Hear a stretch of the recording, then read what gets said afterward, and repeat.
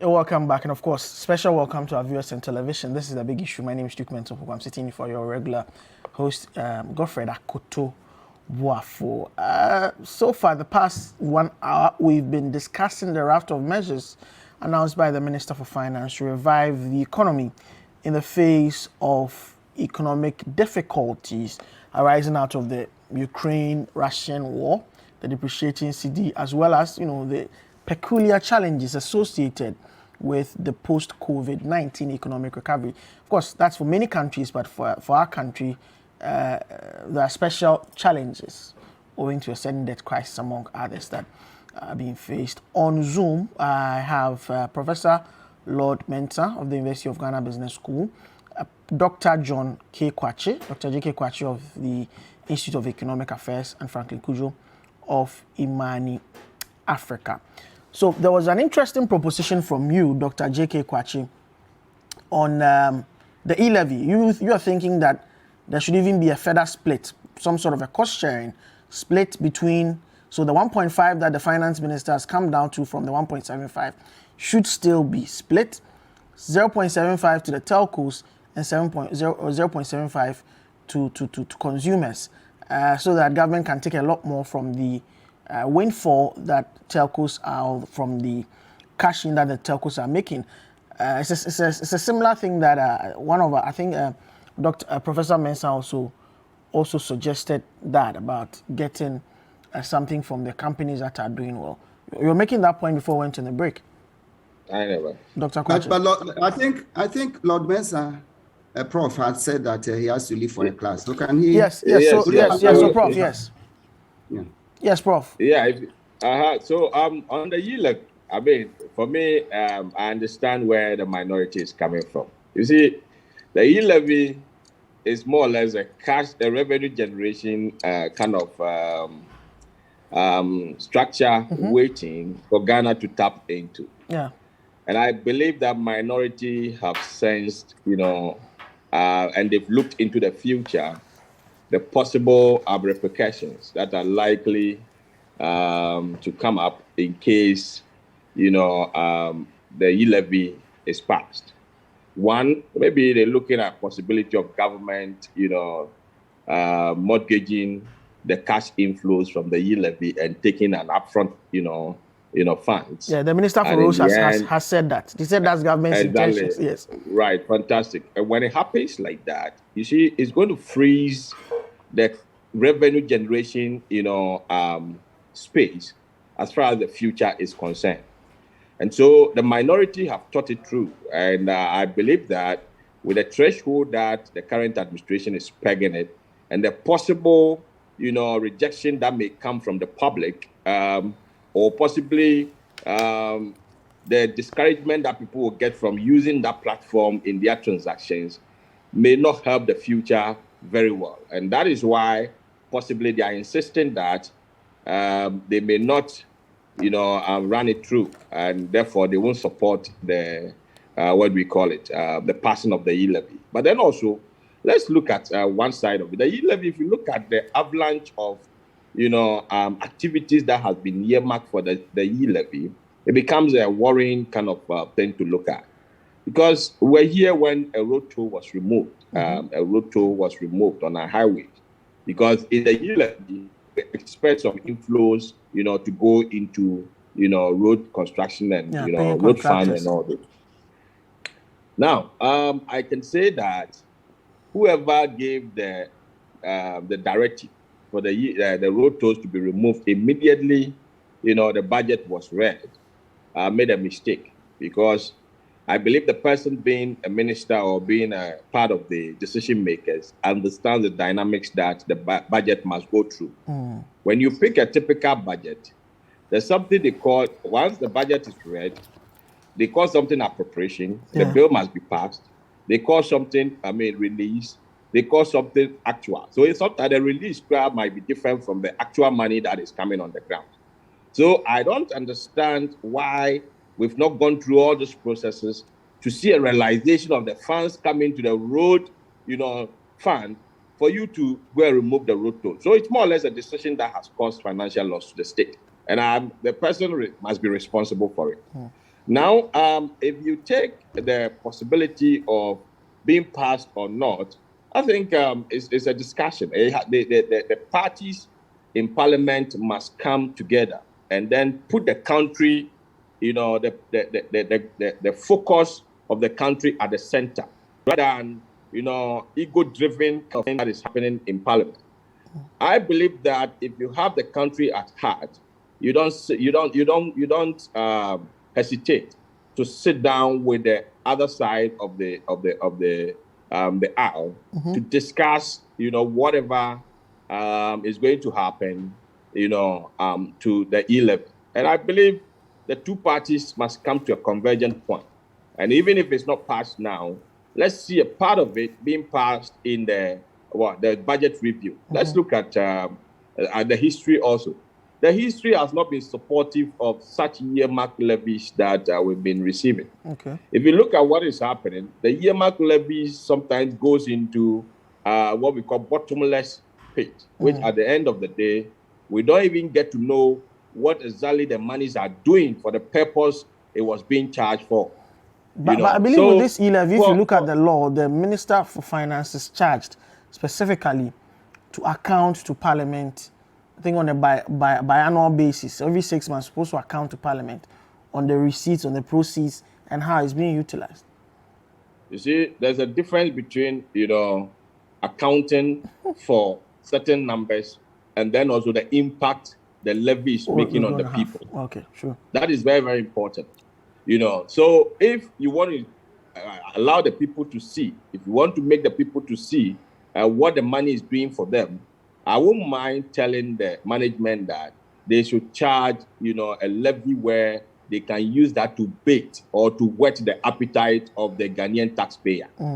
Because if you charge around 0.5 and then the proceeds that comes, you use it for a purpose that it has been earmarked for. Probably if you mention a hospital in there, if you have a policy like U-Start in there and it's active on the grounds, those that you're going to engage in the U-Start and those who will be attending hospitals, those who are going to apply on roads that are good, will be prepared to pay more.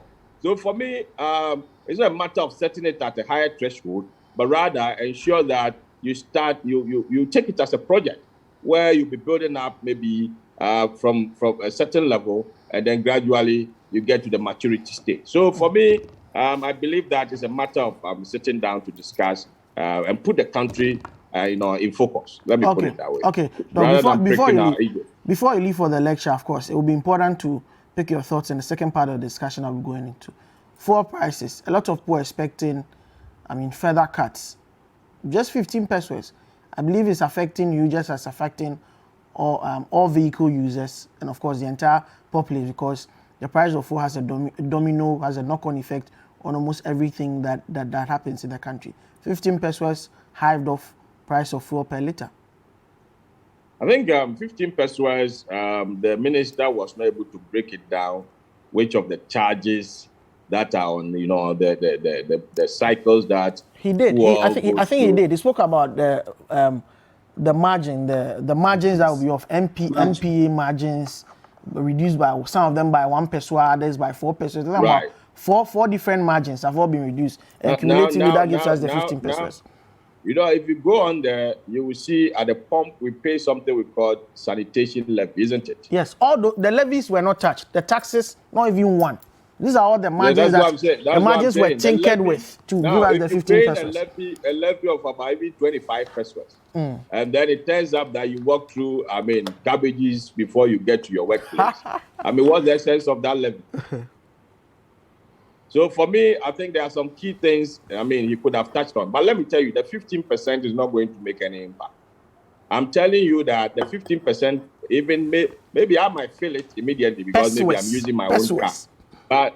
But 15 pesos, yes, the 15 pesos, I might feel it because I'm using my own car, and cumulatively, if I'm buying 53 liters or 54 liters, I might save, some coins over there. But those who are going to apply in trotro and all those, I don't think they're going to feel that 15% because the driver unions will not react. They're not going to respond to price reduction. They will respond by reducing their prices when you reduce fuel price. So majority, are not going to feel it. Those of us who are going to feel it will be very, very marginal for us.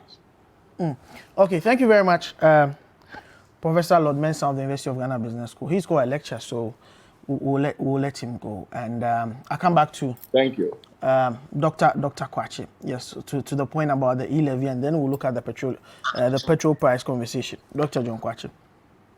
Okay.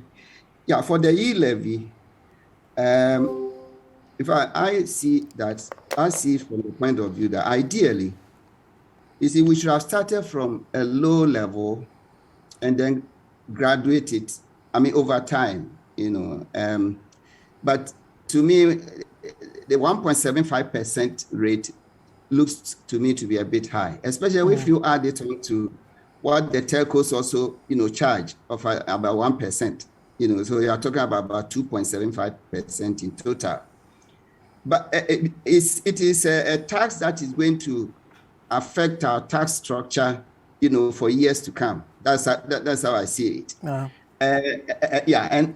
And therefore, I think it is a good thing, but the rate at which we are starting with, that is where the problem is. And I would have thought that government would probably find other means of raising the revenue that they are projecting, to raise from the e-levy of 1.75%, and maybe started with 0.5%. And then over time, we can maybe increase it.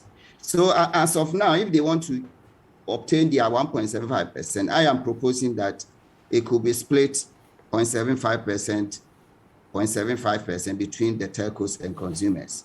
I don't know if any other scenarios are, possible. On the table. Okay. Now let me jump to the fuel mitigation measures. Yes, 15. I think that hearing from the general public, it's not only drivers, but those who use public transportation, and then of course, all of us who buy petrol, fuel. It is probably the most disappointing part of the measures, because the 15 pesos, when you compute it out of 10 cedis that we are paying, well, the minister himself has said it's about 1.6%. I think it is very insignificant. If you take 15 pesos out of 10 cedis, you get 9.85. Yeah, so it is very insignificant. And then also, he took it all out of margins. I thought my understanding of margins is that they are, they go to the oil marketing companies. That's what they benefit from. Okay, so it's like we are asking them to sacrifice those benefits. That's my understanding of the margins. Yeah, there's a part that goes to NPA for. I think that's what is used to recolor the fuel, so that you have a difference between diesel, petrol, and premix and all of that. That margin has also been affected. So apart from that, the rest will go into the OMCs and the BDCs. But the big question is, why the government refuse to touch all those taxes and levies? Of course, I can understand that those who, if you touch them, you reduce your revenue projection to affect your budget profile, your deficit, and so on. But I think that is where most people expected, some kind of relief to come from. I can count about 7 to 8, different taxes and levies. Energy fund levy is 1 peso. Sanitation and pollution levy is 10 pesos. Price stabilization levy, recovery levy, 16 pesos. Energy sector levy, 20 pesos.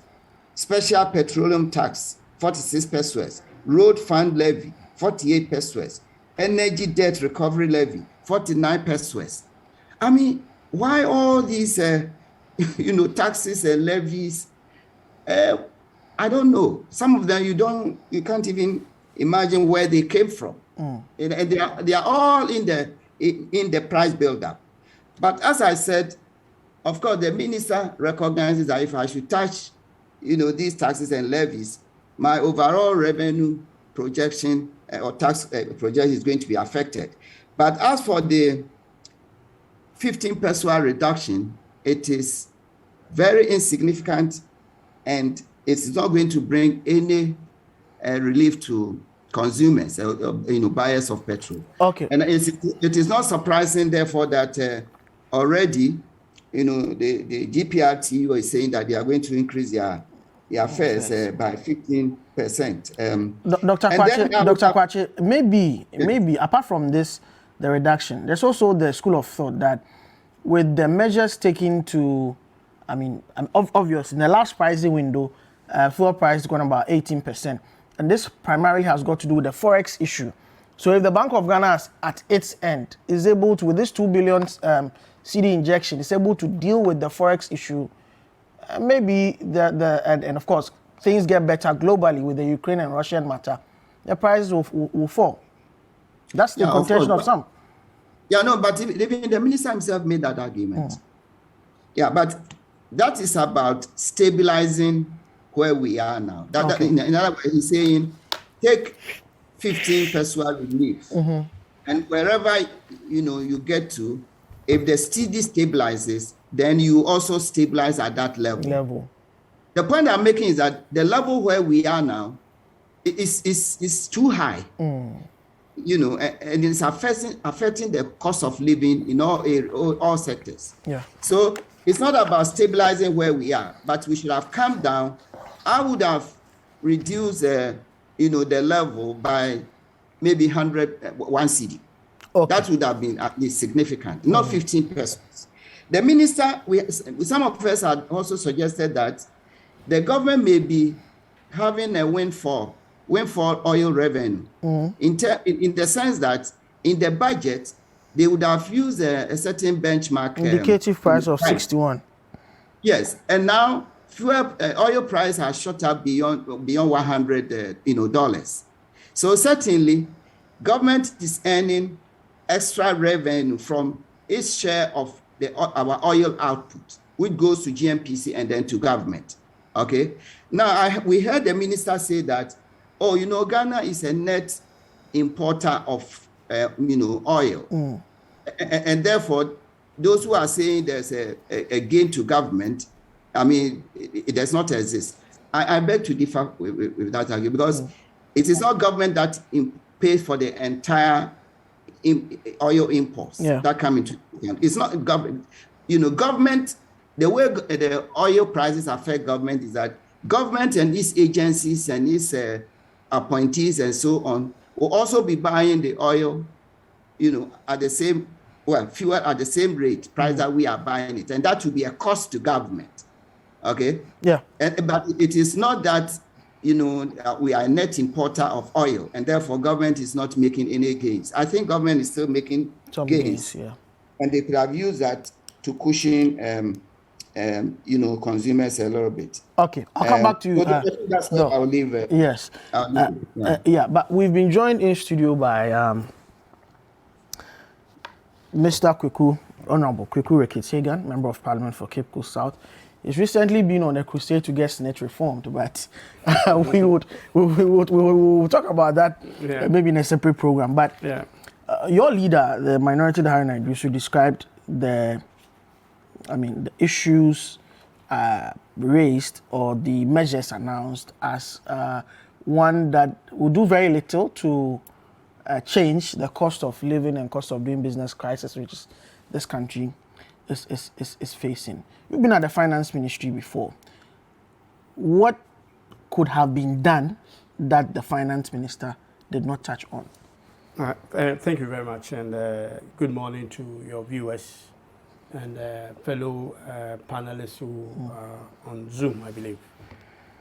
I couldn't agree more with the Honorable Haruna Iddrisu that the measures that the government came up with are actually woefully inadequate.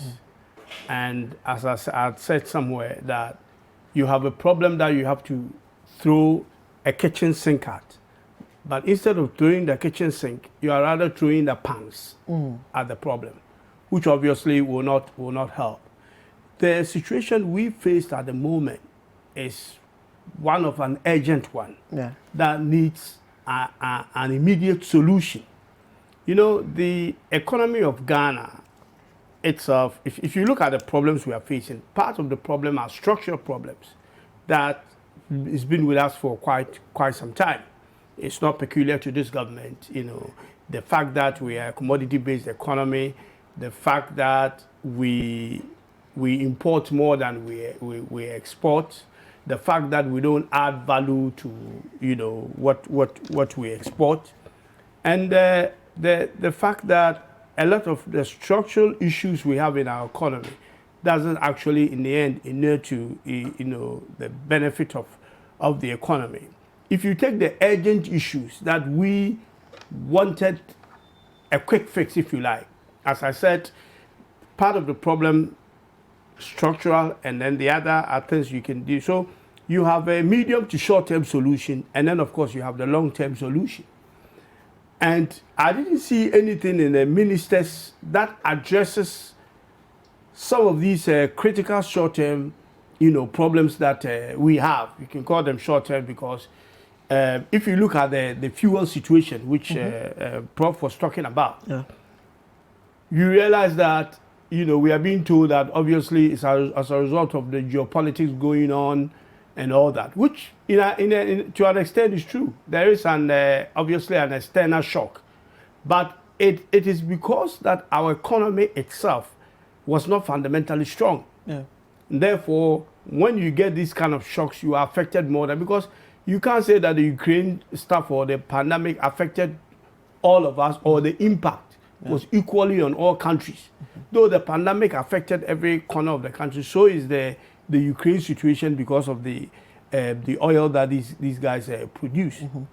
So you've got to look at, how do I fix this problem now and bring some relief to the people? Yeah. So if you suggest what I felt was quite a disgraceful figure of 15 pesos. You call it disgraceful? It is absolutely disgraceful. You know, that it doesn't do anything. I mean, if a fuel is sold at 10 cedis per liter, and you offer me 15 pesos, then you are telling me that I'm paying 9.885. Doesn't make any difference to, you know, the relief that we are trying to bring to people. So that, as I heard Doctor saying, where the cuts came from, where from the marginal side, these are things that are actually not going to have any. It doesn't actually hit government, and I can understand. You know, the bus margin, the UPPF, the fuel marketing margin, the primary distribution margin, and all those things doesn't affect government very much. We are looking at the energy debt recovery, the road fund, the stabilization, you know, sanitation, and all those. Those are the places we were expecting, you know, some cuts from. But then again, because these have been built in the budget in terms of revenue, it becomes difficult. So the other suggestion that Doc Prof was talking about, you know, to do with whether we are actually getting a windfall, as you rightly said, that a price was estimated for fuel around $60, 62, 63.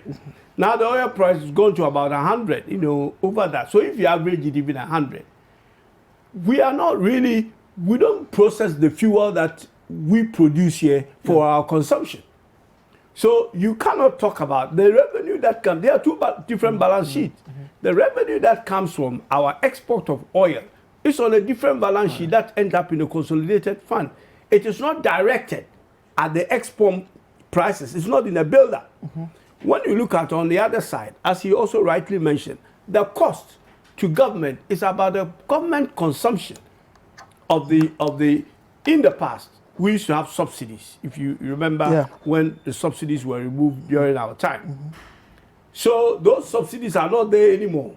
So the cost to government is actually government's own direct purchase and a bit. Now, just make it very simplistic. The reason why we are insisting that there's a windfall and that this we are net importer and we are net whatever. That it costs us 5 times more. To buy than to export. That was the argument that he put across. But that is not the point. Because let's take it in simplistic. Takes who 5 times? Who buys it? The oil. Is it government who buys the oil, or is Everybody, it the rest of all of us? Yeah, I mean our purchase of it for consumption. Yeah. But just look at it in a simplistic way. As I told you, there are 2 balance sheets. One for our export of crude and one for importing refined product, which is mostly what comes on the other side. If we are a net importer, so let's say we have, just take simple figure, 70. We have 70 as what is the cost to us. Okay. And we have 50 as what we gain. Now, crude price is estimated at 60, is going to 100. So let's say there is 40. Okay, so let's say that 40 applies equally on both sides. So you add 40 to the 70, which is your cost, it becomes 110. You add 40 to your other side of the balance sheet, it becomes 90.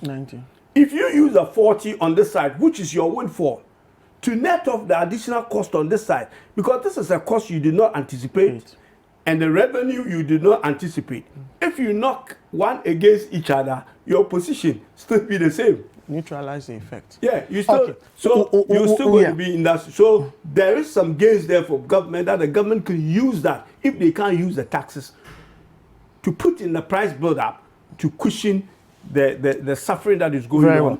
Let me go on phone now and speak to Duncan Amwa. He works with the COPEC, that is the Chamber of Petroleum Consumers, and they have been doing this petroleum price index and predictions every pricing window, once every 2 weeks. They come out with the figures, and they were the first to predict that the country's fuel prices would be crossing the 10 cedis per litre for diesel, which is actually the situation now.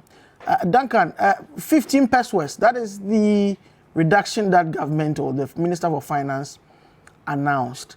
Looking at your reading of the situation and your study of the industry, could this have been any better?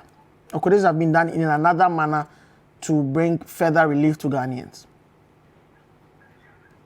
Let me say good morning to you, to your other panel, Dr. Kwache, and my senior brother, Rickett.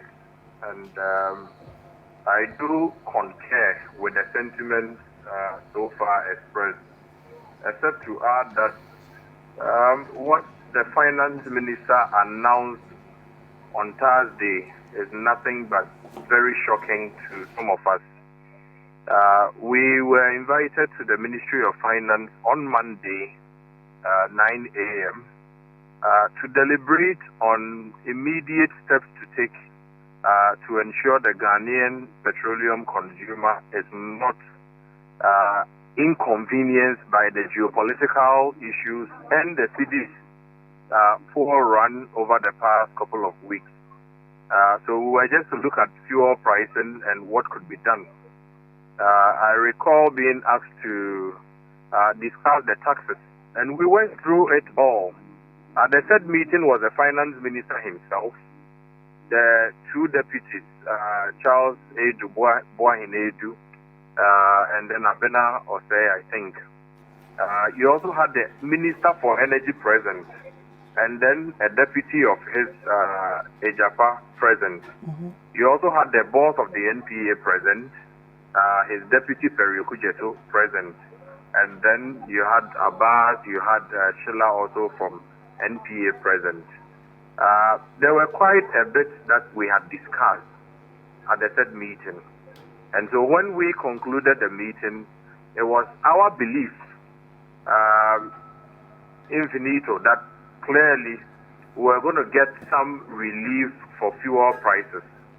Our belief was looking at something within 50-60 pesos reduction. And our belief is mathematically generated or scientific. It is not that we sat somewhere and said just reduce fuel by 60 pesos or 40 pesos. We went through all the tax components. The ones that you could not do anything about, like the ESLA that we have used to secure bonds and loans and all of them, we didn't even bother touching them.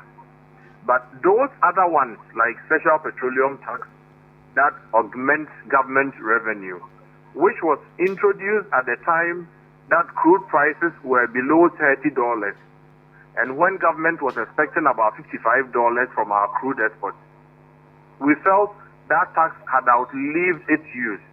But government has a very difficult financial situation. So we said, okay, don't take out everything. You could drop the 46 pesos by half. That would have saved you and I 23 pesos at the pumps. We also went to the price stabilization and recovery levy and were clear that you cannot continue to charge the ordinary Ghanaian a stabilization levy in a time when prices are simply crazy for everybody. So, if you require some bit of that money to subsidize for premix and RFO, no problem with that. Just take 8 pesos, take half of that money from the 16 pesos. You take 8 pesos and use it to subsidize premix and RFO, whilst the trotro driver also keeps the 8 pesos because times are rough. Again, I remember the finance minister asking, how long should they do this? We all agreed in the room we could do 3 months, at least, to observe market trends. And so, quite a bit of that. Then we talked about the boss margin and the need to review the margin downwards, especially for the next 3 months, because Ghanaians cannot continue to pay fully for boss, while boss is operating like every other private depot in the country who do not get any margin. True. So we said, okay, 9 pesos, give boss 4, leave 5 for the Ghanaian consumer for 3 months. So there were quite a bit that we discussed, only to wake up Thursday to hear at the press conference that the finance minister had departed from the taxes to margins. Chief, let's make this distinction. On price build-up, there are taxes that go to the government. The margins go to the operators. So you have a margin like the UPPF, which is used to pay transporters, those who move products from one part of town to the other. The BDCs. At the time that petrol is 10 cedis or petrol diesel averaging 10 cedis, not 6 cedis, if you go to slash their margins, what you are saying is that their transportation fee that Ghanaians are paying to them has been slashed and they survive as operators. So that issue is burning, and I'm sure in the coming days the transporters would also be able to, express themselves because they have already started asking questions. How do you go and cut their margins? 9 pesos. And when we cut another margin that also pays transporters, the primary distribution margin, PDM of 10 pesos, we cut it by 3 and give them 7. So generally, the transporting group have lost 12 pesos. Government lost 0. Again, you go to boss margin, 9 pesos. We had agreed. We had said we were quite certain that you could take 5 off and help all of us. Yeah. And then he said, okay, 2. Then you went to the fuel market margin, which we are clear in our minds that technology has fast changed. So you don't need to add a certain color coding to the fuel for the NPA to be able to tell this one is adulterated, this is not adulterated. Today, GOIL has got a mobile fuel analyzer. You see that small pickup that they use to go around to test their fuel. Yeah. You can get your results instantly. So you don't need to charge the Ghanaian 5 pesos to put a chemical or a color code in the fuel so that when NPA sees and the color is different from what the color coding is, then the fuel is adulterated. There are more scientific methods to use to determine adulteration. So you could have taken that whole thing off. But the point to be made, and forcefully, is that the finance minister's announcement did not inconvenience he himself and the ministry a single person. He has maintained every single of the taxes at their neck-breaking levels, while aiming at the operator margins, especially the transport operators who, as it stands, out of the 15 pesos, are losing 12 pesos. Okay, with Duncan. both sticking to. All right. Yes. Duncan, do you It's get a quite sense? disappointing. Yes. Do you get the sense that, for instance, the finance minister was trying to avoid a situation where you know that per our laws, if you want to tinker with taxes, you may have to go to Parliament. So if you want to review the taxes, if you want to bring down the, scrap them or deal with that, and within the time frame, and looking at the political situation with our Parliament now, he just chose the easy way out to tinker with the margins and leave the taxes so that we don't, even the problem with the stalemate with the e-levy has not been resolved. Why do you compound that problem by going to review taxes on fuel, which would mean that you have to go back to Parliament? The Public Financial Management Act vests certain authority within the finance minister. Yeah. The authority to even waive taxes, it rests with the finance minister. Waive. And that is the only reason in the past, somewhere December, you saw the price stabilization and recovery levy. It didn't go back to Parliament, but it was waived. It was zeroed, from 16 to 0. That's what the president had, suggested earlier to be done, and it was done. You didn't need Parliament.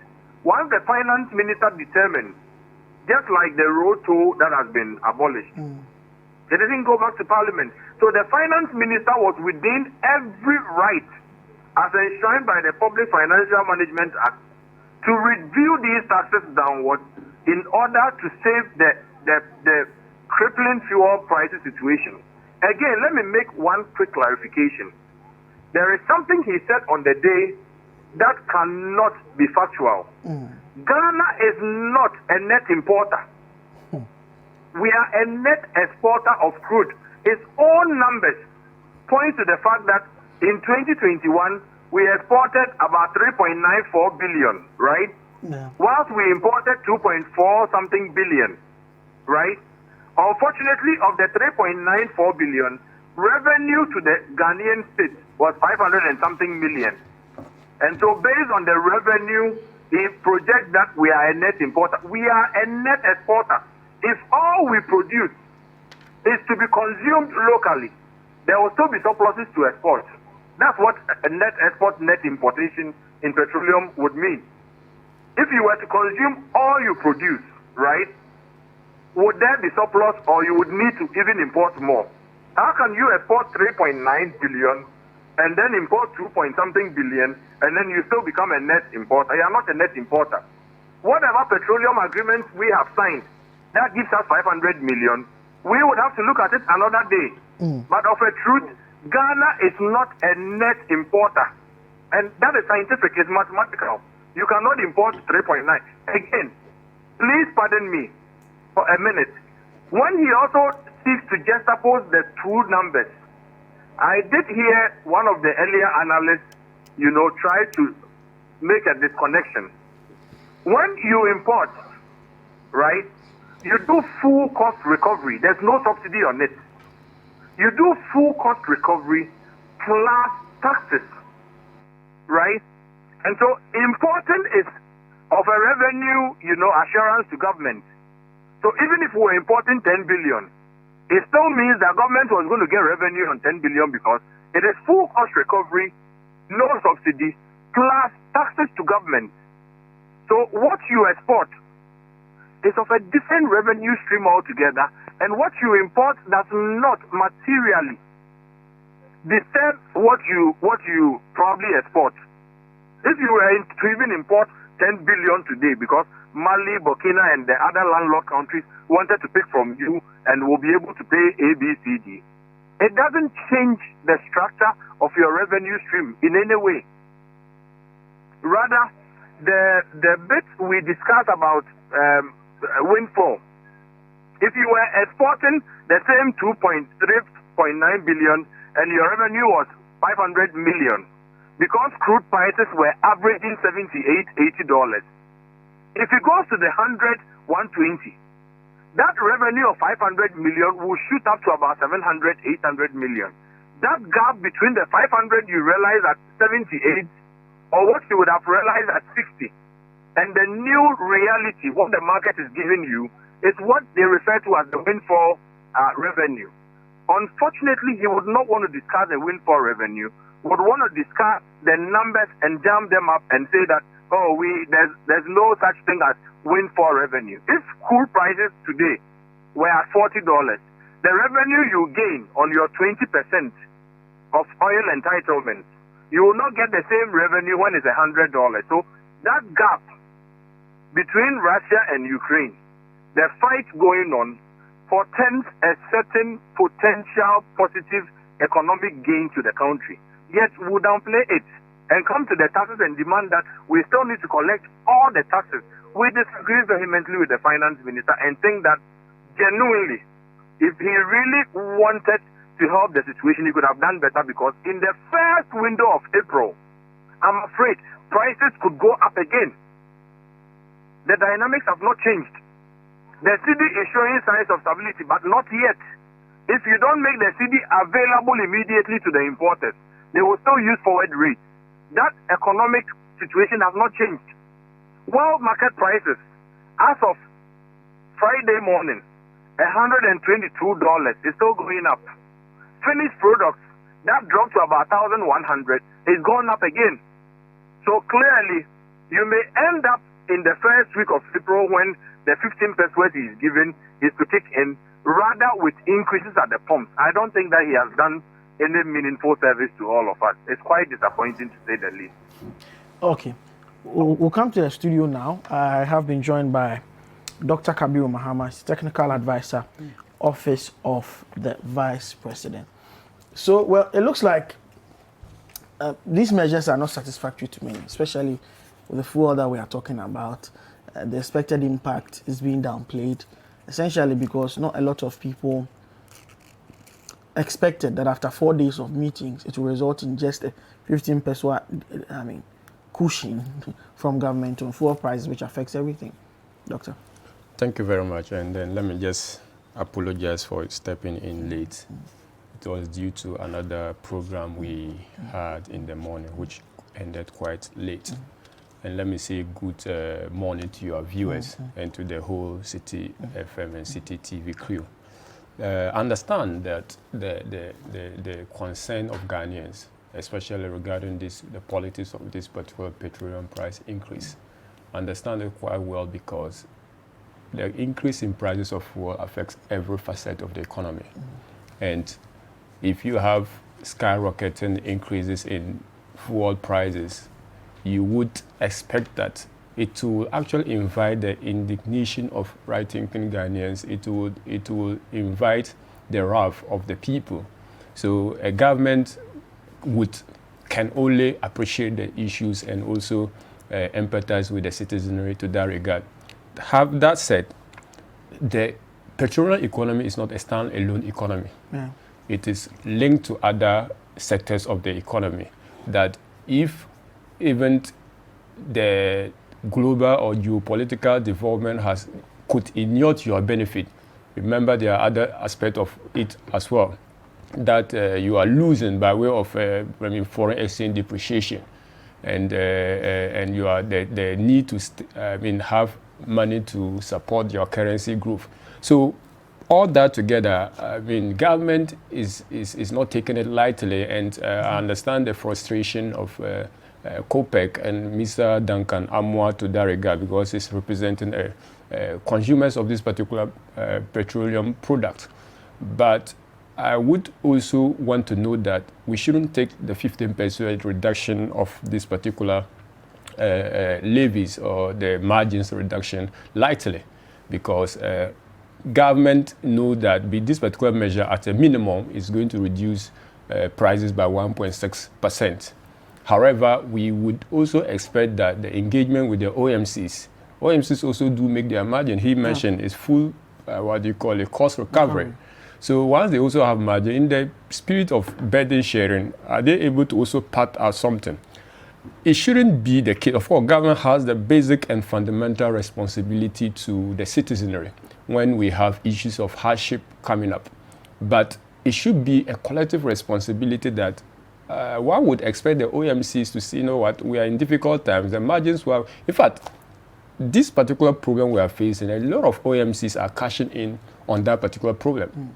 And it is only fair that when a lot of them are spending much more in terms of forex to be able to import the product. Of course, and they spend more and they sell more.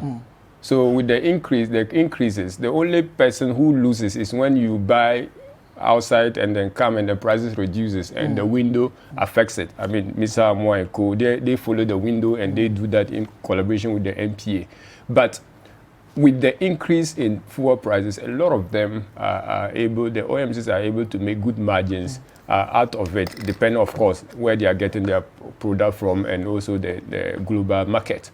So I think that we should first and foremost embrace that particular 15 pesos reduction, 1.6% reduction in the product, and go back to see what will be the outcome of the negotiation with the OMCs. If goodwill and appeal to conscience of these particular OMCs do result to some benefit, it is going to actually go a long way to cushioning the Ghanaian public.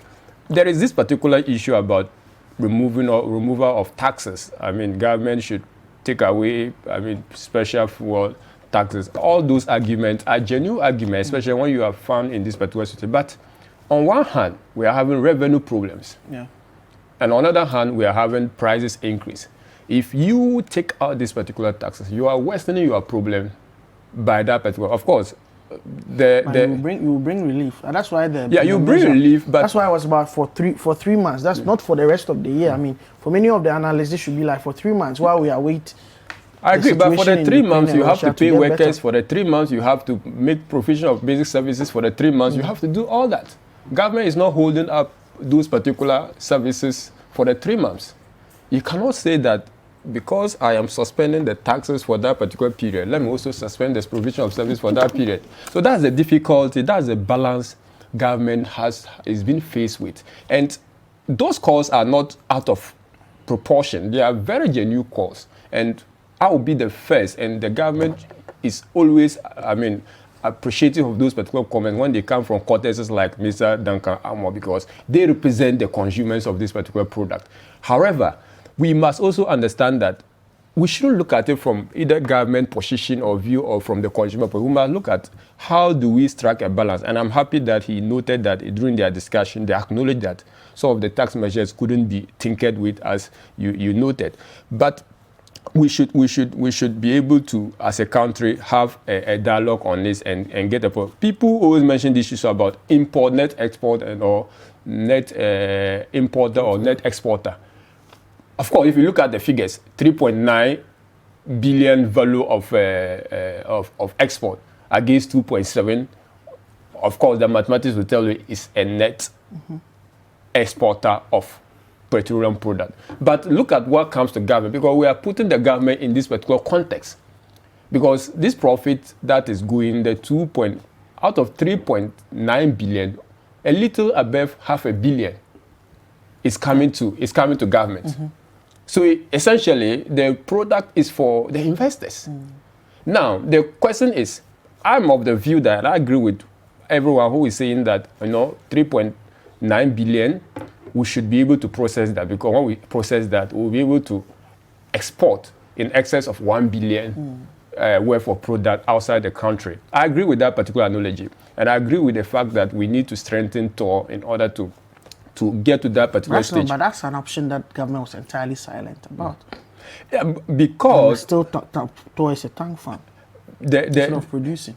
Yeah, the problem with TOR is not an issue that can be addressed with a magic word, because it's been with us for decades, and even likely this time around, they are now even becoming much more sustainable than before. They were reading tank farm with all the TOR debt recovery levy that we have paid since Kufuor's era. Yeah, government cannot revive TOR. Yeah, that's what I'm saying. Even now, and with Edwin Provocal and the other leadership that have come under this particular regime, they are even being much more sustainable now, because they are not good. They are not producing anything. It's a tank farm. It's a storage, just like one of Boss's installations. Just there, and we have all the machines and all. And now the human resources are moving to the Gulf. Yeah, TOR production is based on several factors. If it doesn't even make economical sense to produce, you don't even start with. And government, in order to even start, they have to look at the analysis of the market. If at the end of the day, profiling it will cost us more than importing, it is in the interest of COPEC that we import, because the beneficiaries of those particular importation are the consumer and You the will Ghanaian agree public. with me that in the last window, the price hike has been largely as a result of our free-falling cedi. Now, if we are refining most of the products here, you wouldn't need dollars to import for it to even affect, for the forex situation to affect the prices. Absolutely. That is one of the things that I have always, and we yesterday, I remember discussing with a colleague that if we, refine, it's going to save our city. That is not in doubt, and that we should be ready Why as are a we not country. taking steps to do that? Government is taking steps. We may not probably have communicated the steps of government regarding. Well, all that we've heard is that there are refineries coming up in the Western region under the Petroleum Hub Corporation. But meanwhile, we have one at Tema that we can put one or two together to get it up and running. Of course, but As an interim measure, while we look at the Petroleum Hub Corporation that is being put up, and recently government was in Dubai looking for investors to put money into that project. The question is always, do we have a sustainable approach to addressing it, or we should put, just like we all be more? That's the job of government. Government do the hard thinking. The hard thinking, that's what government. A sustainable approach. That's what government, in thinking hard, has decided to pursue the petroleum hub. Okay. But that's a long term. Yeah, that's what I'm saying. That's what. So at what cost? That's always the balanced government. That I mean, it's difficult. People are feeling the burden, but government is not an easy job. You have to see, like you mentioned, you are supposed to take the hard decision. You are supposed to take the difficult decisions, and that is basically what government is doing. Finance Minister did not comment on that specifically because when engagements are ongoing and people are being tasked to perform it, you don't put the cart before the horse by preempting what people should be expected. At the right time, government must keep some information, and at the right time, the government will release that information as and when government feels it's necessary to make the public aware. Not every information, and also let's understand that the politics of this particular petroleum, the politics of it, is so much a burden on governments across across over time and space. Since the start of this even before the start of the Fourth Republic, governments have been faced with this particular problem of how do we ensure that we have, this whole business of subsidy. How do we scrap subsidy in the petroleum sector? We now come to full cost recovery, and we now look at automation of this particular automatic price adjustment. All these particular processes. With automatic price adjustment, we would have been feeling the full brunt of this particular hack. But government is now intervening because that particular formula has to be also tinkered with. So I think that we need to appreciate that. And but again, the special petroleum levy, we recall in 2017, this was reduced from 17.5% to 13%. In line with the spirit of saying that this particular debt has been lowered or has been paid over time, but we still need it. We cannot scrap it. It was reduced. Excise duty on petroleum product was also taken off.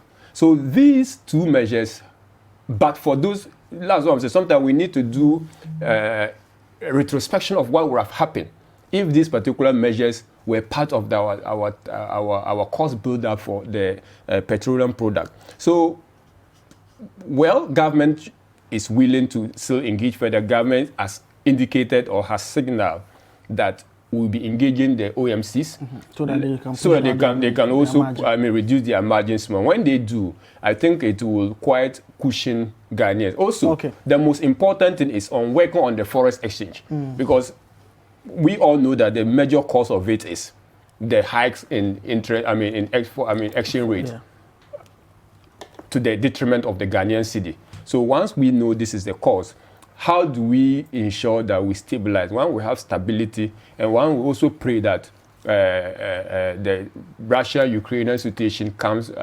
reduces. We'll be able to solve the problem much more sustainable. But the bottom line is, let's all agree that we need a local refinery, which government has agreed, and then let us also accept that in doing this thing, it's going to take time. but we must take the difficult decisions now in order to have the growth and prosperity that we think of in the future. Okay, let me bring in some of your messages you sent in so far before we go on the break.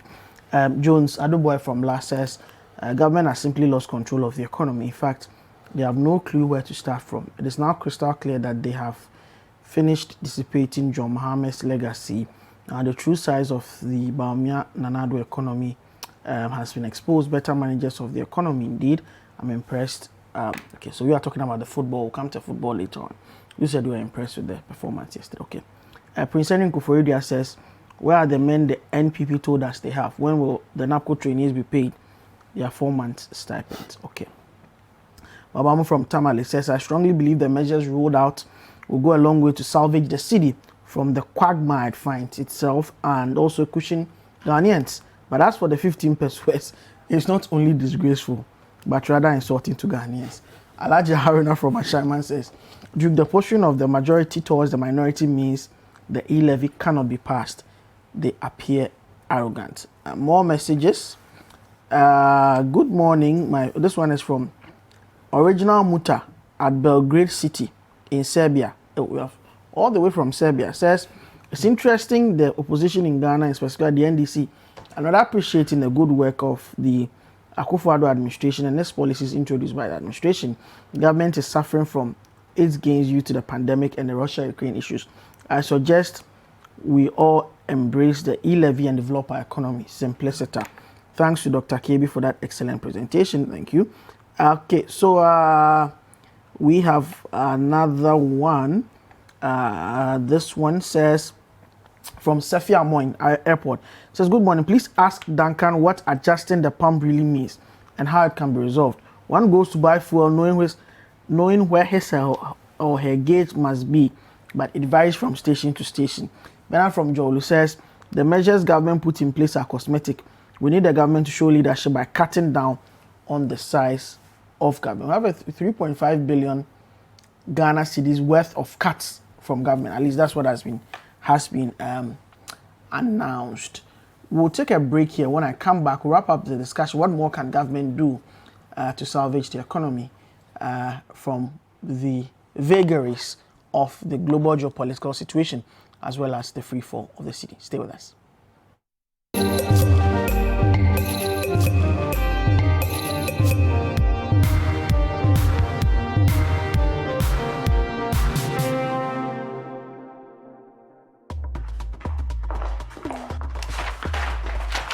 Tell them I'm not in, eh? Tell them.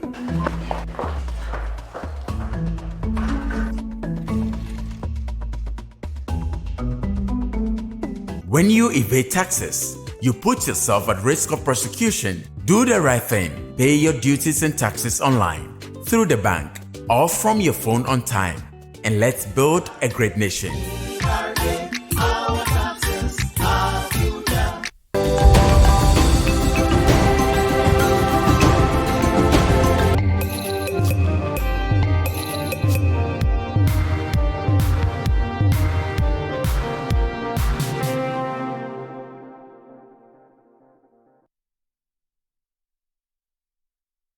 Welcome back. This is still the big issue right here on City TV, and we've been discussing the raft of measures government has put in place to deal with the economic situation in the country. Before we went to the break, we heard from technical advisor at the Office of the Vice President, Dr. Kabiru Mahama. We've also heard from Kweku Rekitegan, who is Member of Parliament for Cape Coast South, a former Deputy Minister for Finance, Trade and Industry as well. He's also on the Finance Committee of Parliament. Yes.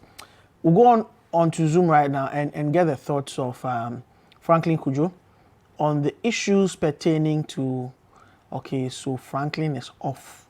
Franklin is off now. So I would engage Mr. Rekitegan.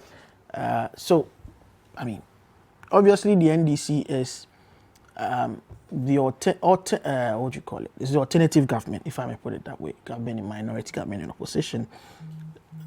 For you, what are the veritable solutions that government should be putting on the table at the moment?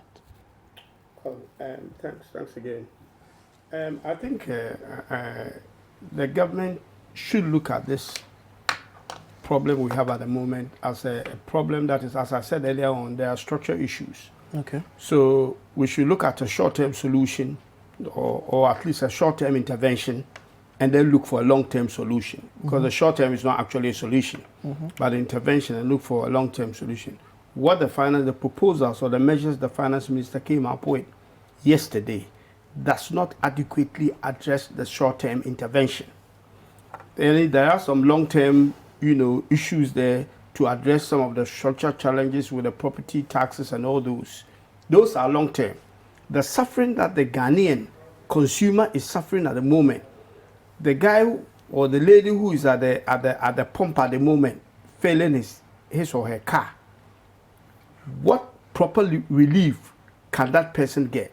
15 pesos is not going to do it. People who are, for whatever they do in business or that needs, to be able to get dollars to do their business, what sort of assurance do they have that the dollar will stabilize and stabilize soon? As my brother said, some of the issues, and we do admit, are basically external shocks. And the external shocks are shocks we don't have control of. Yeah. But as I've always said, based on your own fundamentals, if your fundamentals are not strong, and we've had this fundamental talk before, but if your own fundamentals are not strong, then when you get external shocks, you will not be in a better position to deal with them. I think that is what the situation the government finds itself in. There is no denial that there has been an external impact. But the issue is, were we prepared for some of this? I mean, some of the things we are seeing. I mean, I saw them a long time ago.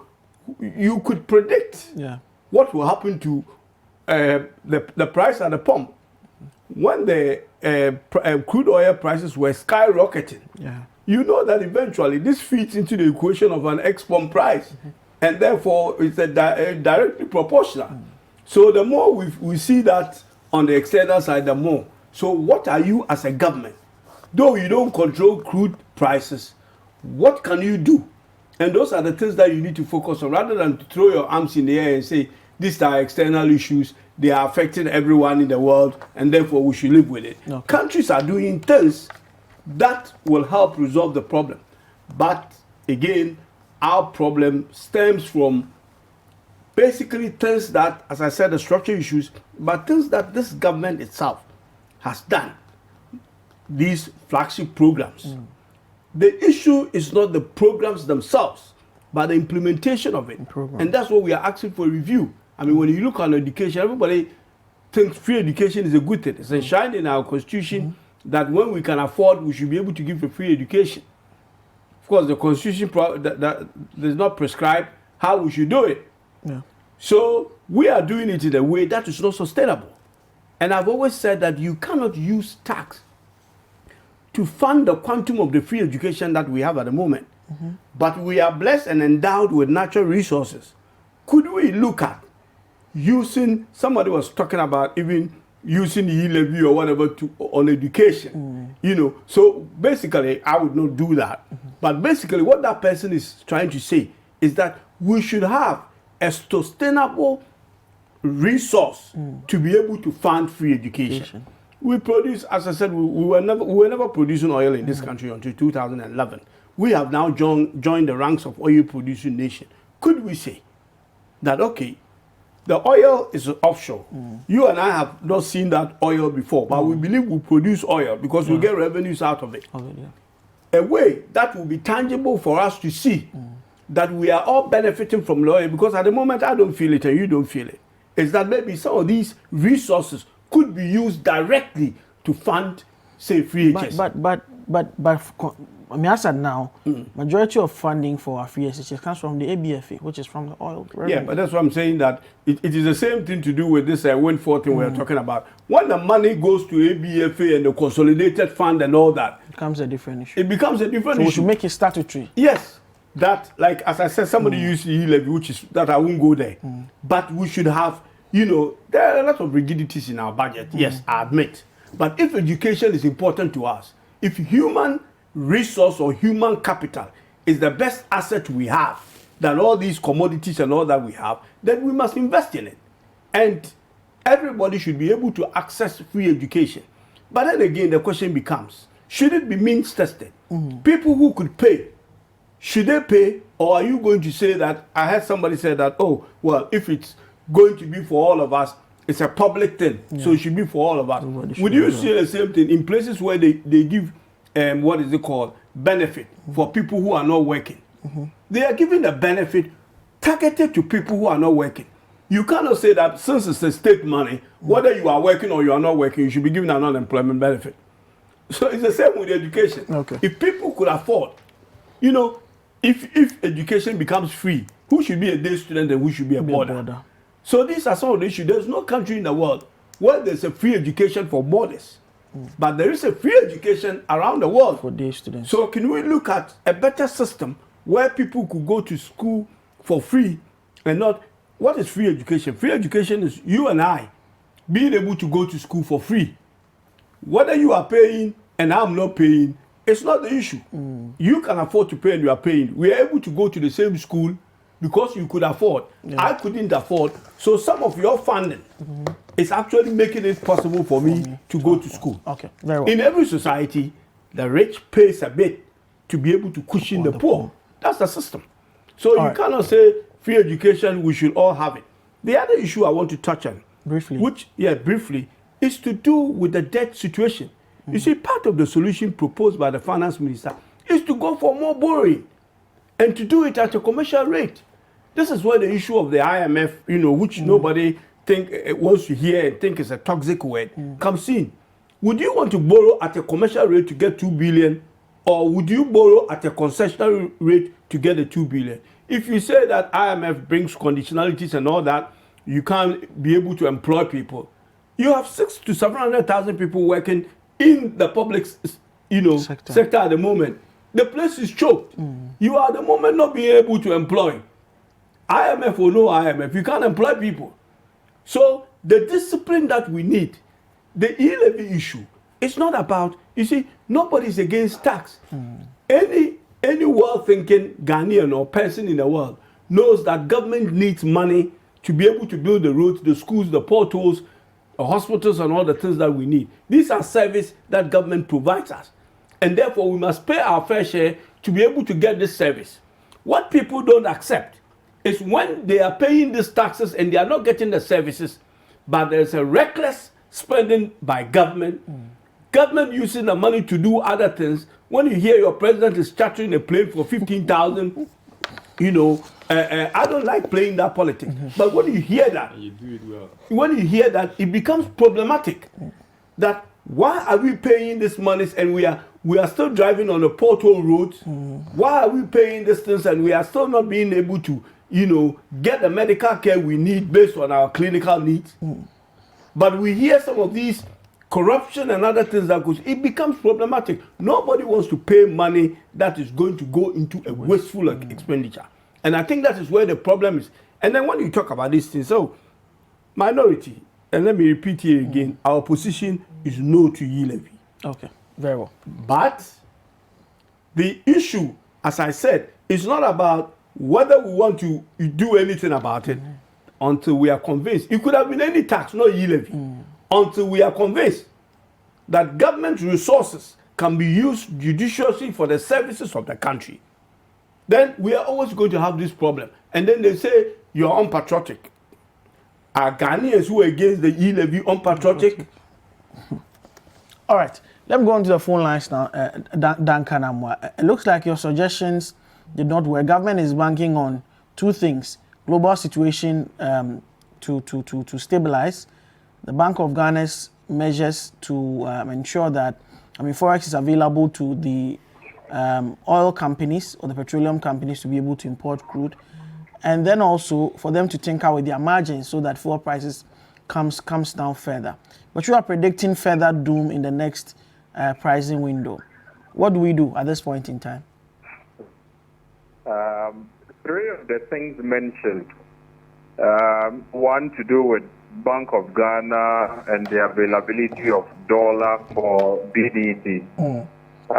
We would have been happy to have the finance minister issue that directive without going round at all. That he has instructed the Bank of Ghana to ensure that there's immediate cessation of the forex auctioning, and that instead of just auctioning dollars to the open market where second-hand clothes and everybody else is coming to pick the dollar, he's going to do some targeted, forex releases, particularly to the BDCs who were clear at the said meeting that if they got the assured forex, they could work to reduce fuel prices by as much as 1 Ghana cedi. So that solution in itself, he wasn't firm enough. I wish that he had issued those directives in order to assure those VDCs that indeed BOT is going to work to make available the dollars at a certain FX rate to pay your suppliers. 2, if you talk of international factors or dynamics cooling off, it could only be a hope, a prayer. It could cool off, it could escalate. Yeah. And so you cannot plan for a country with such, prayers and hopes and, I don't think that is even something we can actually work with. Thirdly, you talk of operator margins or the OMC margins. That there's going to be further interaction with them to also scale down on their margins. I do share some of the platforms with some of the OMCs. I can confirm to you that the difference in prices you see at the pumps is simply the OMCs playing within their margins in order to be able to stay competitive or be able to sell. And there are times you would find some of them even selling at negative margins. Other than that, if the Gold Total Shell prices, right, are prices that they can afford to probably cut their margins, if you go above it, you are not going to be able to make sales because those companies have a lot more spread than you do. And so the OMCs are already squeezed. If we're done with this, I can share some of their price sheets with you. There are times they need to drop their margins to as low as 10% in order to be able to pay the pump attendants, to be able to pay for their utilities and all of that. So banking hopes on that also, that engagement to reduce fuel prices, I'm afraid, would yield zilch. The only bit that clearly would have sent the right signal to all of us would have been the easing down of the crippling taxes. And I do think, and I repeat, that the finance minister did miss the plot. He did very well, at least conceding that something ought to be done, something must be done, and something is being done. But as to the level of intervention that he did put in and how much he could have put in altogether, we do think that he did miss the plot. Because if you did 3 months at 40, 50 pesos, even if there are any incoming increases, what you would have done would be to stabilize the market, because if in April prices should go by 20 pesos, you have done 40 reduction already, so it will contain it. Then the market becomes a bit stable. Then you could take the time you need to also stabilize the local currency. But before you could do any of this, you have rather gone to touch operator margins, which in this instance more to do with the transport operators within the petroleum downstream sector. Going forward, I do think that the finance minister should look at the numbers again that almost all of us presented at the said program. Maybe in the coming weeks he could decide that, of course, government has decided to go down on tax A, tax B, tax C. It is only then he could talk about burden sharing. But where we sit, he has not considered a peswa. All that has been done is from margins and not taxes. 46 pesos special petroleum tax, 20 pesos energy levy, road fund. We didn't even talk about road fund because we know you would need those monies to fix the road. So whilst we did give concessions, he gave zero as far as the Thursday announcement is concerned, and we think it's worrying because the writings on the wall are pointing to prices going up again in the first week of April, and it would have been better for us to have a certain initiative or intervention now that can even stabilize prices. Should you wake up for petrol and it's going up by 30 pesos, you would have already gotten some 30, 40, 50 pesos from government that cushion. But as it is, I'm afraid, I wish I could commend him highly, but he has done well to concede that prices are quite high. Something ought to be done. Where he missed the plot is what really ought to be done, and we think that he could still take advantage of the days ahead before the next pricing window to engage further and to further make further cuts in order that we can study the market at least for 3 months. If prices come down and you want to enforce the taxes again, nobody will criticize or talk against it. But where we are, we think that the finance minister would need definitely to come again, if you ask. All right, okay. Thank you very much, Duncan. Do we have Franklin Cudjoe on? Or Franklin is off now? Okay, looks like Franklin is off. So I'll come to you, Doc, for you to give me your final comment on this discussion.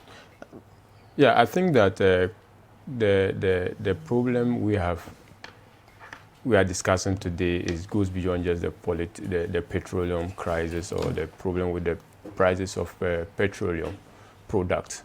We need to look at it from even the domestic price increases as well, which is largely because of external driven. We talk of the exchange rate issues earlier on, but when government is a very difficult task, and people are elected, of course, to do the difficult things. And Honorable Hagan would admit that it wasn't easy the 1 year or 2 years he was with the Minister of Finance. The issue has always been, he talked about the borrowing and that commercial rate. I think that is far, far, far better than the cost of going to the IMF. And I'll explain why. When we went to IMF under the NDC, there was freeze in public sector recruitment. We have arrears of nurses and teachers not being recruited. We don't want to revisit that. With the expansion in the expansion of access to education following the implementation of free senior high school, if we have a situation, we're even taking some of the numbers, yet there's a backlog of graduates we've not been able to employ. Imagine we go to the IMF and we have to freeze. That is not only that. IMF will require that they put a moratorium on the upwards adjustment of salaries of public sector workers. With fuel prices increase, with inflation, the IMF will ask you not to increase the salaries of your workers. Ghanaians cannot tolerate that. Ghanaians cannot bear with that. That is not just all. They will be, of course, they will introduce too much rigidities into the budget. And these rigidities are going to work against our development. They are just talking about how do you manage the situation. Growth will be compromised. Security of your people, food, and then food security of your people, or even social security or social safety net of your people is going to be compromised. There's a whole lot of cost to the IMF route. And of course, people have argued, we've gone to the IMF 16 times, yet there's nothing to show for it. So we can also design our program. The government policy has been outlined by the finance minister. Is not going to be something totally different from what IMF, except that we don't have too much rigidities in terms of employment.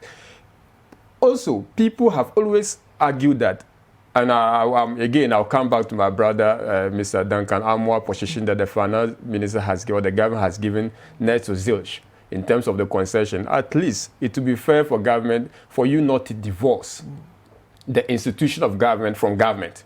The government is not just the finance ministry. If boss margins is being reduced, it's basically revenue that will have come to government through, boss. Remember, these particular agencies are also in operation. They do work. They need to pay. They need to pay what you call operational expenses of their work. If we are taking away this particular margin, we are basically telling them, we are basically starving them of the needed resources they would have to continue sustainable operation. So we need to be aware of that. We need to also appreciate that the direction of the BOG, as mentioned by my brother, Mr. Duncan, we can engage BOG, government can engage, but the operation of the Bank of Ghana, he would admit, is supposed to be kind of a monetary policy holder for the government. Government is supposed to give it the freedom to operate, and the Bank of Ghana Act entrench this particular, what they call, autonomy of the operation of the BOG. So government will always engage BOG on some of these particular measures about making forests available to be, bulk oil distributors. But that direction cannot be explicit, and I wouldn't expect the finance minister to even make that particular categorical statement that government is directing BOG to the effect that they should make forests available for PDCs but to that operate. would be a big part of solving the problem. It's a part, and that's what the Bank of Ghana has actually even started following the Peduasi cabinet retreat and the the present engagement with the BOG. That is why they made available from the reserves 2 billion. This 2 billion is basically money made available for BDCs to be able to access the required forests in order to be able to import their product. But questions about the fundamentals of this particular country, there is no doubt that if we are able to manage, this situation is being managed. We couldn't have done that if we didn't have at least a foundation. Government wouldn't have been able to survive 1 year of COVID with the minimal loss of lives.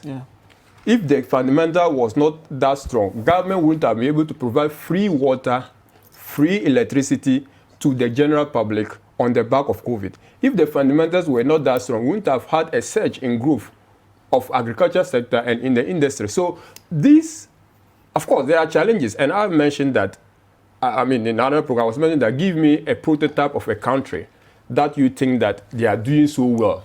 They are not facing exchange rate problem. They are not facing general price increase. Their citizens are not suffering. Just give me 1 or 2 countries, and I'll be humble enough to concede that Ghana is the West, or Ghana, the government or the managers of the economy is not doing so well. But looking across the horizon, Asia, Europe, Africa, you cannot point to a country that you say that this country is immune from the problems that we are facing. So that should give us at least hope that this government is doing well. Unlike before, we could say that this country is doing well, Asia is doing well, Africa is doing well, but we're having crisis. 2014 we had crisis, 2012 we had crisis, even 2016 we had crisis in this particular country. Of course, they were saying it is a doomsday crisis, but that wasn't, of course, external. But the point I just want to make final on this thing is that the government is addressing the fundamental issues, and the finance minister's statement reiterated that. And since the start of this particular government has been consistent in terms of its position on moving this economy away from commodity dependent to more or less an industrialized economy. We have to add value to our raw materials. We must add value within the commodity or within the supply value chain. We don't have to be exporting our cocoa as raw materials. We don't have to be exporting our gold without refining them. We don't have to export our crude oil without refining them. If we're able to put all these pieces together, we will have a very complete system that is much more resilient. Of course, shocks will always be there. I'm telling you, in the USA now, in UK now, there are shocks. Their citizens are suffering because of price increase. But the social safety, the subsidy, the respite people would expect to see within the period, if we have a stronger economy than we are having, we will be able to support that. Industries, government will continue with the 1D, 1F. The free zone concept was, recently the president was in Dubai. This, among other things, is expected to bring much more investors into the country. Agriculture, my brother again mentioned, agriculture is, over the years, we're having challenges recently in the food prices because, one, fuel prices is increasing. Goods are to be transported. 3, last year, we had a period where, the cereal was affected because of the worms that infested these particular farms. Government is devoting 1 billion annually to support this particular program. All these are not just for the fun of them. They are supposed to lay a foundation for the development of this country and to ensure that at least we are able to create jobs to absorb the masses of youth that are being churned out of the university, at least government is able to have a very strong, export advantage comparatively, so that our currency will have some stability and strength against our major trading partners. Again, we are dependent on Ukraine and then Russia for iron ore. We are dependent on them for wheat. We are dependent on these particular two countries for grains. We are dependent on these particular two countries. The only thing we export to Ukraine, which is also actually affected, is probably manganese, which we send to Ukraine. All these dynamics, when we are analyzing the situation, I think that we need to put all of them into the picture and ask ourselves, what can we do differently as a government to ameliorate these particular problems? In the whole, government has understood the problem. Okay. We all now know the problem. Government has been able to at least communicate the problem clearly to all of us. Now, the question is, do we have faith in the measure that has been put by government? That's the question that needs an answer. And I think that we need to have faith in that. That's why government has an opportunity, and the finance minister signaled it, that during the mid-year review, he will be speaking to some of these particular measures and tell us how they have been able to yield the necessary effect. Okay, so now we look to July. If we don't, we'll review them. So I think these are the things that we should. Can I respond to just a couple of things? First of all, it's to do with the IMF issues. I mean, it's their prerogative. If they want to go to IMF, they can. If they don't want to, that's also, an option. We are a member of the IMF, and any country can go to the IMF if you are a member. Yeah. The IMF was established primarily to support exchange rates. It wasn't set up to even give money to countries to run the exchange rate particularly, and they still have that business. Yeah. If you want to borrow expensively, 2 billion commercial and bring in to support the exchange rate, that's great. We will see the implication. That brings us 15 billion cedis to the debt. That's what 2 billion will give translate you. And then it will, in the end, send our debt to about 87, percent to GDP.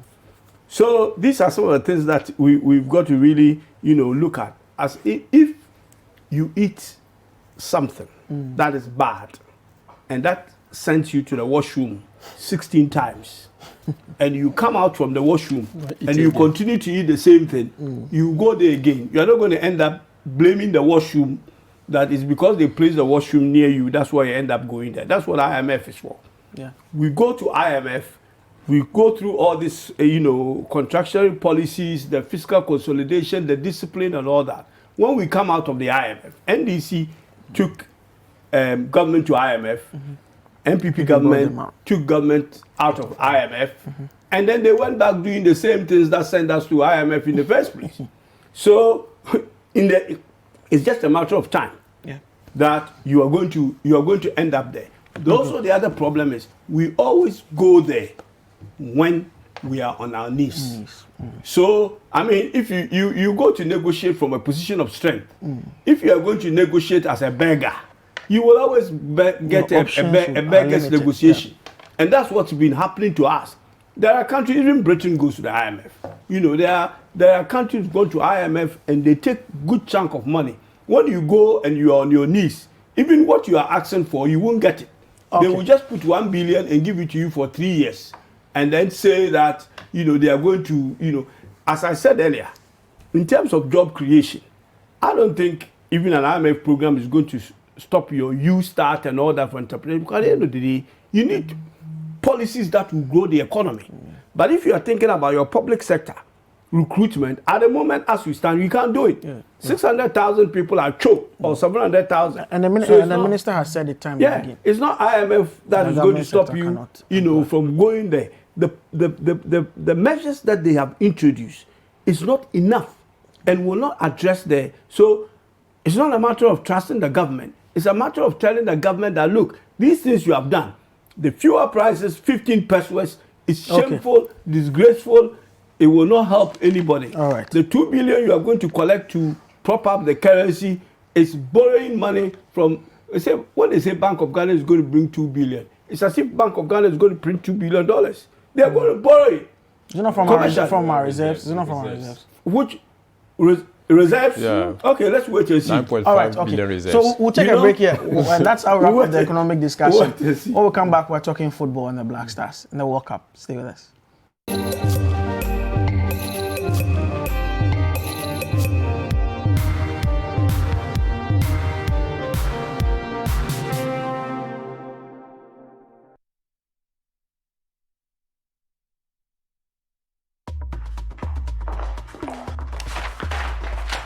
Tell them I'm not in, eh? Tell them.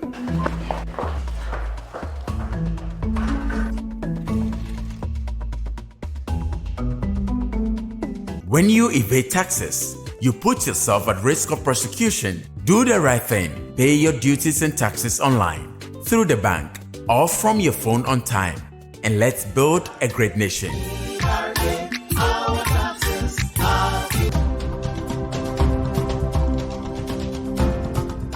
Welcome to this fabulous episode of Diplomatic License right here on City TV. My name is Apioko. This is the first project within 20 years in Africa happening. And it's a musical project. So why music? So if you do music, then you want to do the real thing.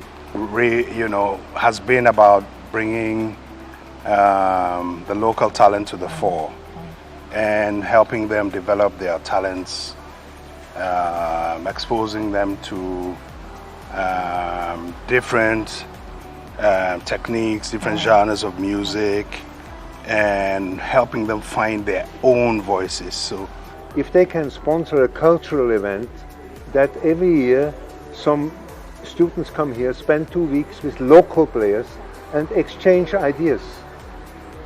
It's not something you can change overnight. It has to, I believe in gradually building up something, and at the end it will work. We have fantastic musicians in Ghana, we do. But they lack exposure. Fawa kumama mjode, fawa kumama. Your voice. Thank you. Right.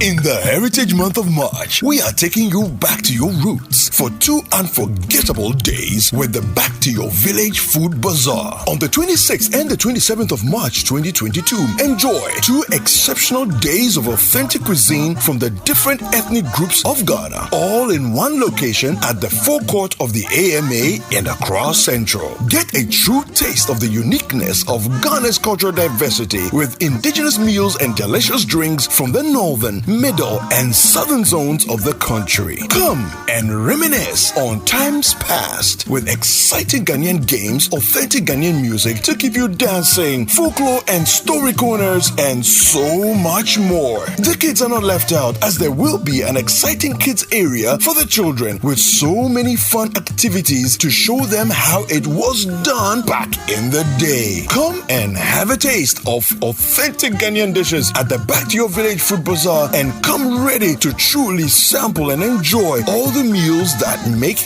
Ghana unique. There will be loads of nostalgia and a whole lot of excitement at the Back to Your Village Food Bazaar on the 26th and the 27th of March 2022 at the forecourt of the AMA from 10 a.m. each day. The Back to Your Village Food Bazaar is powered by City TV and City FM with support from the Accra Metropolitan Assembly, the Ghana Tourism Authority, and is sponsored by Malta Guinness, the European Union in Ghana, ADB Bank, Frytol, and Fortune Rice.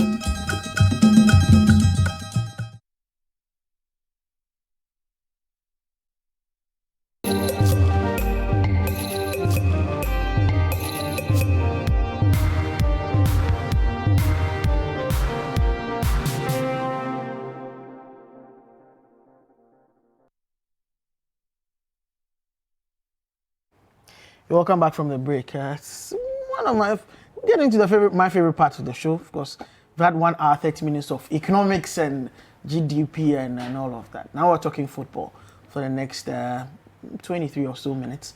The Black Stars put together quite a good performance, in my view. If you look at the reviews on social media, even though we didn't win the game, a lot of people were impressed with the performance of the Black Stars, especially coming from that abysmal AFCON performance, which has been the subject of an inquiry in Parliament.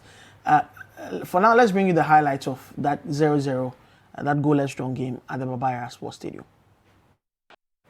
You're welcome back. So joining me to do the discussion are Fento Tari Fento, editor, City Sports. Welcome, Fento. Thank you. Joining us on Zoom is a football coach. I follow a lot of his analysis on Twitter, and I'm told, pleasantly surprised, he used to do some work in some university in the US, but I'm told he's moved on. He's now a football development officer with FIFA. That's a huge role. Welcome, Coach Faisal. Thank you very much. Yes. So that's Faisal Chipsa. So we know you have to run. So my question to you would be on the tactical aspect of the game. I mean, watching from a layman's point of view, I saw a much improved Black Stars from what we saw in the AFCON, where we couldn't even beat Comoros. From the tactical point of view, and looking at the fact that we now have four different men tactically who were not there at the last AFCON, what were the high points and the low points for you from the tactical perspective in yesterday's game? Thank you. I mean, I think when you mentioned tactics, you have to connect that to communication and clarity of roles and responsibilities on the pitch. And I think it's exactly what we saw yesterday, a team that really understood what the structure is. And that's 50% of the job done. The other 50% is the execution. I think this is what we've lacked in previous games, even goes back to AFCON. And to just have these coaches or a technical team being able to reach this far with only 3 days of training, I think it's a huge accomplishment for our Black Stars in our football. The rest, I think, with more time, you would have a better understanding and a better execution on the pitch, I would say. But really, really positive performance from our Black Stars. Unfortunately, this happened at the wrong timing because we really need to get to the World Cup. That brings a lot of pressure. But for me, looking in long term, I think we really have a good foundation to build on, looking into our future of the Black Stars here. Okay, so we're solid at the back, very stable in the middle, but we lacked creativity and the final punch. In the final third, a mixture of inexperience, maturity, and lack of creativity essentially in the final third. That's my analysis of the game. We are going to Abuja against a Nigerian team that has close to 200 million people behind them. And we'll do everything to qualify to the World Cup ahead of us. What are our chances going to Abuja? No, I think we stand a very high chance, and you're right. I think we lacked a bit of creativity in the final third, not necessarily on the ball. I think it's got something to do with mobility in the final third. We couldn't really get more numbers to attack the box. We couldn't really get more runs off the ball. I think you would say Felix Afenajan was the only mobile player in the final third, looking to run behind, looking to receive between lines and set up players. I want to see more of that. And then in addition, I want to see more players like Kudus and Pate getting more involved, more engaged. For large part, I thought they were silent. And of course, that connection between Afenajan and Pate and Kudus is very important for us in the final third year. So creativity comes, and Jordan as well. Creativity, sometimes you need that off the ball. You need movements off the ball. You need clear understanding of where to go and where to play the ball. And for me, I think that's what we really have to tackle in the next couple of days before we play on Tuesday. But the other areas, I think we were solid in terms of the defensive and the midfield as well. We just have to be more clinical. And of course, we just have 3 days of training, so we can understand and be patient a bit with the process. But I think we really are on good track. And if we're able to tackle that in the next 2 days of training, we should be able to create more chances and hopefully score more goals in Abuja on Tuesday. Okay, I have two more questions before you go. First, it's got to do with two players, Jordan and Pate. For a lot of people, these are by far the most experienced players in our team. But yesterday, for some, they let the country down when they should have brought on their A game. They were rather taken away from the games of the team. Do you agree with those comments? Especially those on social, especially a lot of that came from social media. No. I agree. And I think a lot of our attack depended on those guys as well. But for me, commitment and effort is one thing that you can compromise on. Even if the execution is not going right, at least you have to give us that commitment and effort. Hello? And help the team succeed. Can you hear me? Yes, I can hear you. Okay. Unfortunately, we did not get that commitment and effort from our two best players, I would say. But I'm hoping going into Tuesday, whatever it is that needs to be sorted, hopefully they can lead this team and be more engaged, be more. Another question has got to do with personnel. If you are the coach, if you were Otuado, if you were in the back room of our national team, would you tinker with the first 11 that started the game in Kumasi? If you are making some changes, what would these changes be, and what would be the reasoning behind these changes, if any? I probably wouldn't change. Let me come to you now, Fencho. Thank you. Yeah, enough from the tactical side. Let's look at I was shocked, shell-shocked. The last time I saw the Kumasi Stadium jam-packed like this was probably the Confederation Cup final as far back as 2005. Almost every inch of space in that stadium was covered. But let's look at how that came about, and even the e-ticketing and the atmosphere surrounding the stadium going into the game. Yeah, excuse me. And I think, first of all, massive credit to the crowd in Kumasi. They always say that nobody supports the Black Stars like the fans in Kumasi. Yeah. And it's always been like that, actually. Before 2014 World Cup, kind of, made everybody very angry, and people started. The 6-1 as well. The stadium was jam-packed. Yes. Not just that one. I think if you look at the most recent ones, you go back to that 2013 World Cup qualifier against Zambia. It was the last group game Ghana needed to win to make the playoffs. It was packed to the rafters. The same thing with the playoffs game against Egypt. If you're going back to 2005 in that game against Uganda, when Ghana won by 2-0 in the qualifiers for the 2006 World Cup. I was in the stadium that day as a fan. I was a student, of course, in secondary school. I remember invading the pitch after the final whistle and just running around. I had absolutely zero care in the world. I think that's how crazy people are about the Black Stars. And for the fans in Kumasi who have shown that much passion supporting this team over the years, to not see the Black Stars play there for 5 years, it's a big deal.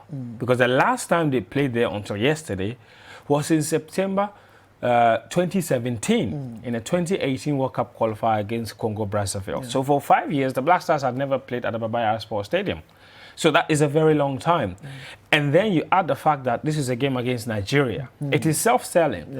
All of the banter, all of the rivalry in there. Nobody wants to miss an opportunity like this, because Nigeria have not played against Ghana in Ghana since the 2008 AFCON. And in that 2008 AFCON, you remember that particular game, Ghana won by 2-1.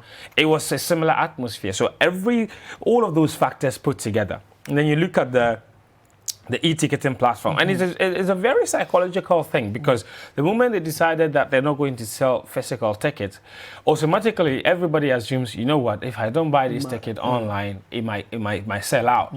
And then the constant update, and I have to admit that was a very good PR strategy, because every single day they were providing updates on which seats were sold out, which stands were sold out. So that kind of created a bit of pressure on the fans. So there was a mad rush for the tickets, and by 9 a.m., I believe, on Thursday, the tickets were sold out. So there was no chance for anybody else to really come to the stadium. So we told people there was some health emergencies even at the place because of congestion and all of that. Absolutely. There were problems. We don't want to focus on the problems, but it's always important to point out the problems so people can work on them and fix them to avoid tragedies.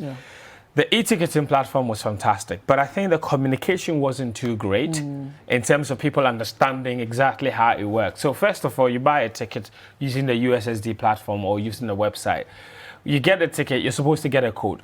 Many people that bought tickets using the USSD, and by USSD I mean the *711 hash, you're supposed to get a message that comes with a code that tells you that you've bought the ticket and this is your code. That code will then be taken to the stadium on the match day and that will be scanned, all right? And then you're given access. Yeah. Many people paid, they didn't get that message. Wow. So when you don't get that message, what does that mean? Balance. There's a problem. You're hanging in there. I've got a lot of questions on that. And then on top of that, a day before, I think on the day of the match or day before the match, they asked people to now go and print the message that they got. So those that got the message, that's an inconvenience in itself because you've received a text message. Now to print that text message out, not many people have offices, so you'd have to find an internet cafe or send it to somebody to go and print. So it was all very, very difficult. It's supposed to make it easier for people, but it rather made it very cumbersome. Then on the match day, that was where the biggest problem was, because accessing the stadium was a big problem because the system for checking those codes was painfully slow. And so people were not getting access into the stadium as quickly as possible. Some people stayed in queues for long hours. And the queue started at 9 a.m. I was there. And, so when people spend that much time in queues, they start to get agitated because, nobody likes to wait. And the uncertainty of waiting and not even knowing what time you're going to get in, it's going to be a problem. So yesterday, at some point, some of the fans actually overpowered some of the gates and rushed in. So at that point, nobody was checking tickets. So people actually went into the stadium without anybody knowing if they had tickets or not, because the police had to give up at some point. And inside the stadium, at least 3 people, if I'm not mistaken, were rushed to hospital because people were collapsing. Because people had been in the stadium since 9 a.m. You're talking 10 hours of waiting, and yesterday was quite hot and humid. So I think going forward, the e-ticketing platform is wonderful. I think it allows us to be able to access tickets from everywhere, and then it can make people plan their trips better, because if you have a ticket, then you can know how to go. You don't have to rush to go to the venue and then go and queue for a ticket. That's fantastic. But I think a few things need to happen. One, I don't think that when people buy tickets, they should be asked to go and print out the text message. I mean, that's just cumbersome. What's the point, right? And 2, and this is the most crucial one, I think they should provide a platform for people to be able to adequately have their concerns addressed, like a proper several decks dedicated to people that have those issues. Because with technology, it can always fail you. You can do that, you won't get the message.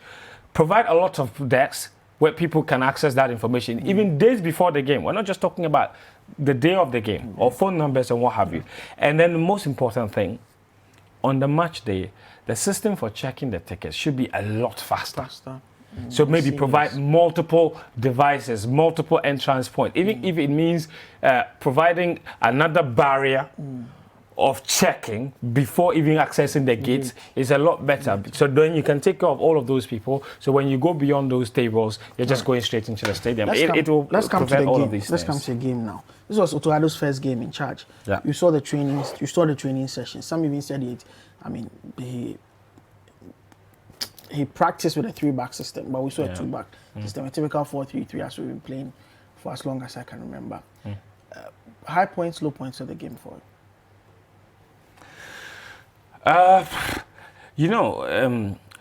To be honest with you, Duke, I have to. It was a very good game of football, and I think from what we witnessed at the AFCON, this was a marked improvement from anything that we've seen from the Black Stars. If you had played this way against Gabon and of course we will not have come home as early as we did. So Otto Addo has shown that he's got something going for him. Among the players, they call him a Bruni. Mostly because he's a strict disciplinarian. He doesn't compromise at all. And Yeah, they call him a Brunei, but when they see him coming, you hear the players saying it, And I think that he has shown that he's a man of his own. Because I think the biggest problem or the biggest argument about Otto Addo was always about the fact that he's never really had the opportunity to implement ideas of his own anywhere. So nobody knew exactly what to expect. And if what we saw yesterday was anything to go by, there is great hope for the future because of a few things. One, he did what many coaches are always afraid of, throw in youngsters. He started with an 18-year-old and a 17-year-old in the front three in attack. So Ghana's front three, 2 of them were teenagers. As against Victor Osimhen. And talking about the defenders they even came up against, Leon Balogun, Truce Ekong, Ola Aina, Zaidu Sanusi. You're talking about, they call them the Onyumbo War. They have been to them, they have played together a long time, that Nigeria back four. So to throw these 2 youngsters in the mist says a lot about this coach. That he's not afraid. 10 games. Exactly, that he's not afraid to take risk. And a lot of Ghanaians have called for that for a long time. Why don't you play the youngsters? Because they're hungry. We've seen youngsters being thrown into Black Stars games, and they have gone on to prove everybody right, like in the World Cup in 2010. Exactly. Even at the AFCON. So he did that. Exactly everything most Ghanaians have been asking for. So that was really good. I'm also looking at his ability to make tough decisions. And we're talking about the decision to bench Andy Yadon. Yeah. Because Dennis Odo is 33 years old. He's making his debut, his first call up to the national team. And Yadon has been Ghana's right back for the past, 3 years with no challenger whatsoever. And in his first call up, after 3 training sessions, Otto Addo sees that, he makes a very bold decision. He had a fantastic game yesterday. And he did. He had a fantastic game. Most coaches are not that bold. Against Moses Simon. He basically pocketed Moses Simon. There was a joke that if he emptied his pocket, he found his car key, his wallet, and Moses Simon. So it was that good. So those decisions, and even the decision to stick with Jojo Wallacott, I'm sure you know about the narrative, all of the criticism, everybody says, but he stuck with him. And Jojo made a crucial save yesterday off of Moses Simon. To and keep even that Osimhen in the first half. Yes, that ball could have gone in. Yes, it could have. So those bold decisions speaks of a man that is of his own. And I like that, because in the past, our biggest criticism of Ghanaian coaches has always been that people are influencing their selections. But I think a few things need to be worked on. Number one, I think yesterday it was obvious that he also delayed with his substitutions. And I think everybody could tell. For too long. Jordan Ayew, yes. They were on for too long. Fatau Ishahaku. I mean, because it became even more apparent and more glaring when the substitutes came on. Bukhari. And were more impactful. So you then ask yourself, why didn't you give him a few more minutes? Okay. Last question. You have against Nigeria and Abuja. Yep. Based on what you've seen, which people should start the game? No, basically, I think we should make some two changes. First of all, I think Usman Bukhari should start the game. Ahead of Ishahaku. And I think on that left-hand side, I think Joseph Pencil should start as well. Yes, I'm surprised why he was not playing. I definitely think so. And I think so because those two are very fast, very quick, very experienced wingers. And Nigeria are going to come at Ghana. And if we're going to score, we're going to have to do it through the counter-attacking situations. And the only way to do that is to have players who are not afraid to take on opposition and players who are quick enough. Do we need Chair to start ahead of Kudus, or Kudus should continue? No, Kudus is our best option in midfield at the moment. All right. Okay, yes. So that's how we wrap up today's edition of The Big Issue.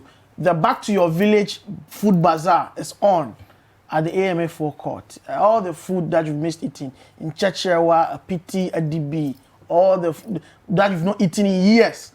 Go to the AMA forecourt and you would find all those foods from your village there on display. I've just seen canned palm wine. I'm going to taste that right after the show. My name is Yukman Sokwa, starting for regular host Godfrey Akoto Wako. Keep watching CCTV for the very best in programming.